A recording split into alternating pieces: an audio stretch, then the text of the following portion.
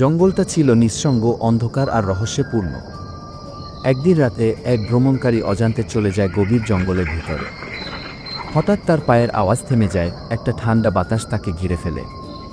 সে শুনতে পায় দূর থেকে খসখস শব্দ আসছে, কিন্তু কিছুই দেখা যায় না। হঠাৎ তার পাশ দিয়ে ছুটে যায় কিছু দ্রুত গতির ছায়া। সে দৌড়াতে শুরু করে, কিন্তু প্রতিটি পদক্ষেপে যেন মাটির নিচ থেকে কিছু অদৃশ্য শক্তি তাকে থামাতে চায়।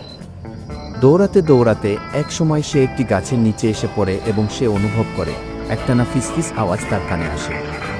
পেছনে তাকিয়ে দেখে একটি অন্ধকার মানুষী আকৃতির কিছু তার দিকে এগিয়ে আসছে।